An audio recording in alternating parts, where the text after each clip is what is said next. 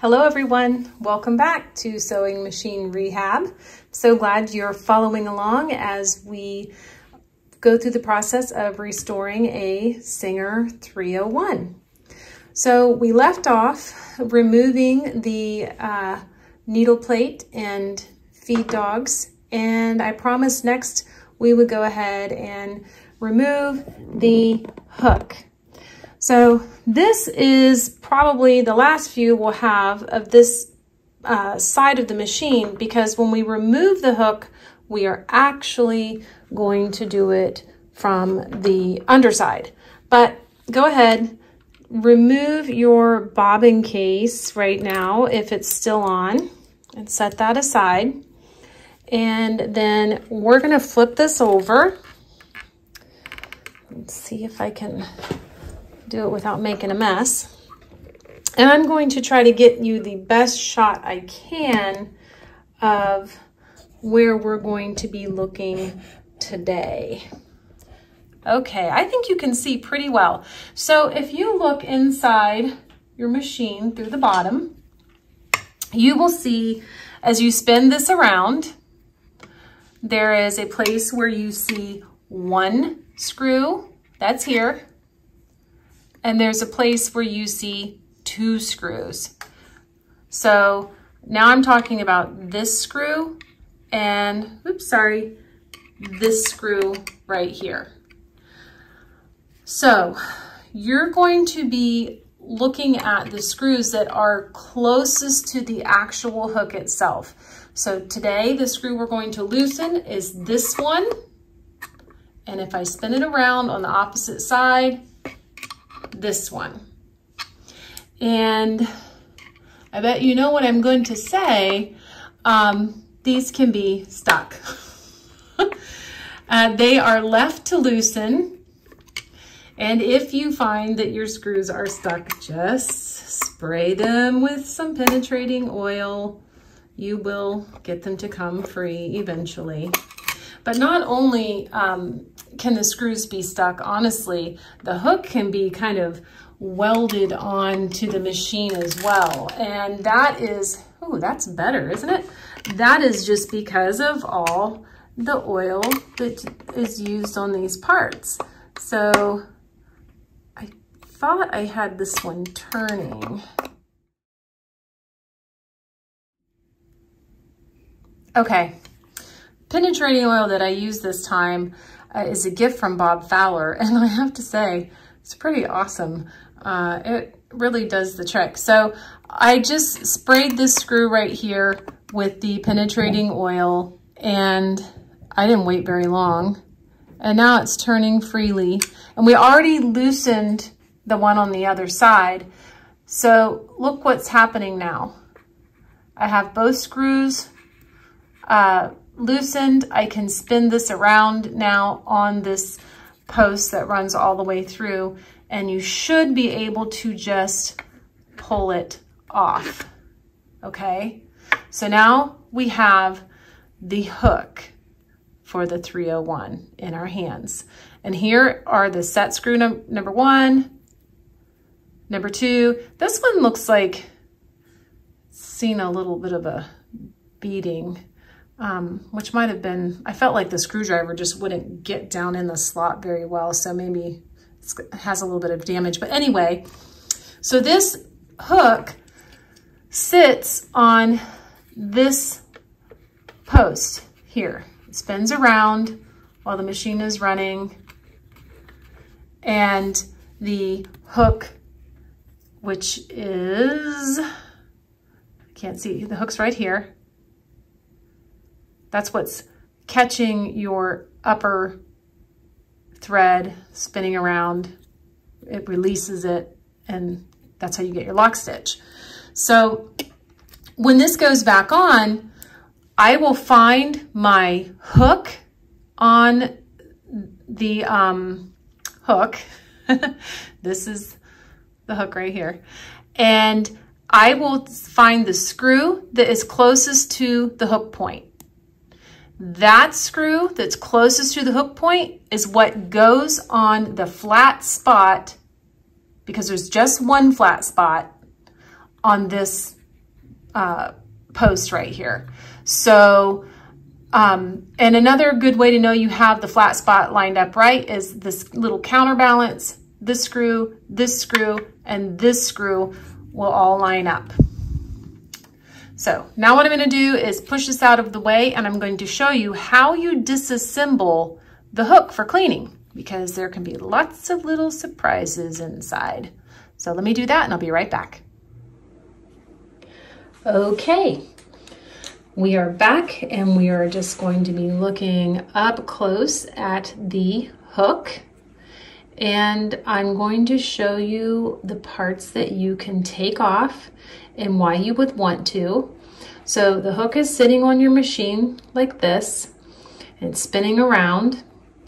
And sometimes we can have issues with thread getting cut down in different grooves on the hook, which can actually end up causing you problems.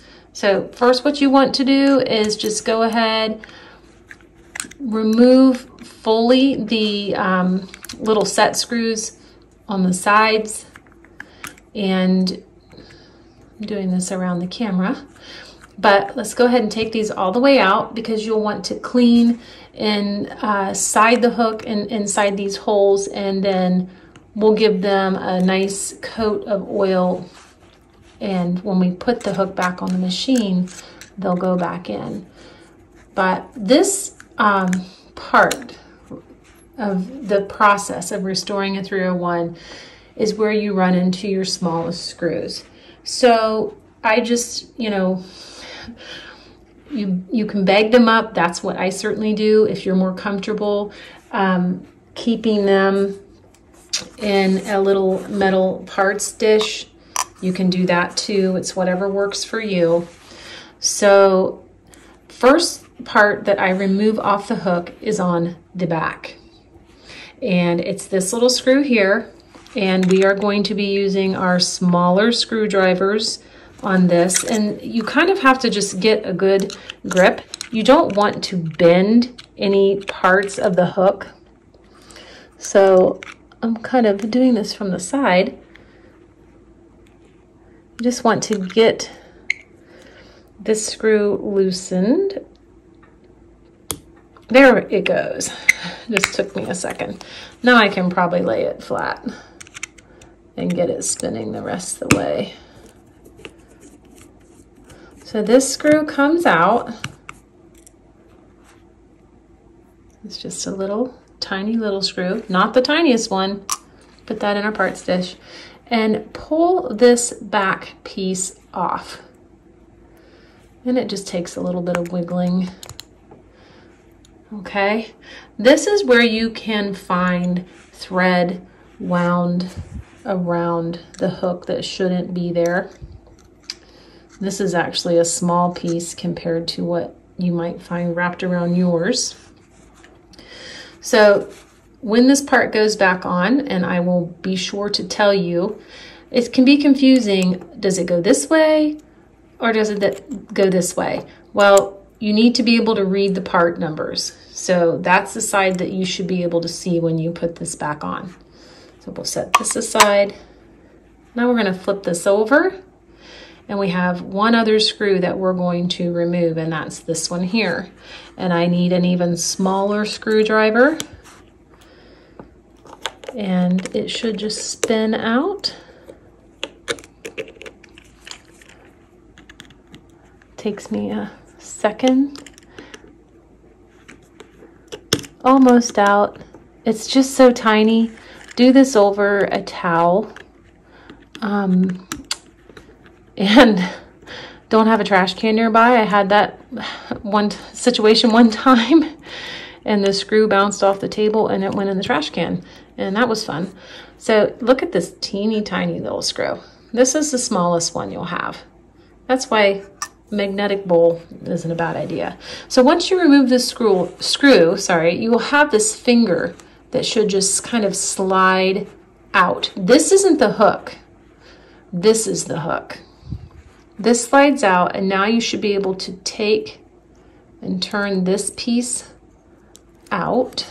It's what rotates around inside the hook, because so when the hook's on the machine, this finger's always up in between two little pieces on the underside of the needle plate. It never moves. So it has to be, the hook is going to move. It has to be able to rotate around this part, and this finger holds it in. So then you should just be able to give it a little wiggle and it should pop out for you. It's as tricky to get out as it is to get in. And this is another part that you'll want to check these little grooves here for lint and clean them out. And there's the rest of your hook. And all of this will just clean up really well. We'll oil the different points that need oil. Like I always add a little bit of oil here once it's clean. Make sure that there's oil around this edge because it's going to be spinning inside here. So I give it a nice coating of oil. But now all we have to do is clean it. So your biggest job is going to be not to lose these screws. So there you have it. You just removed the hook on your Singer 301. Not that scary. So when we put this back on, we'll check it for timing. And we'll also time the needle bar or set the height of the needle bar and all of that. But pretty easy so far. I think when we come back, I will go ahead and show you how, let's see if I can get this camera to point there. We're going to remove this system right here. So this is what is controls the stitch length. And we're going to take this plate off. We're going to remove this part. There's a screw in the side that we're going to take out. And after that, all we have left to remove is the cover for the light, and then the motor and the wiring, which will be a little bit longer of a video, but hopefully we can get it all done. So you're almost there. If you are following along, make sure you have subscribed, and if you like this video, give it a like. Leave your questions below. I can answer them, or someone else might beat me to it. But anyway, I've enjoyed having you with me, and I hope to see you soon. Bye.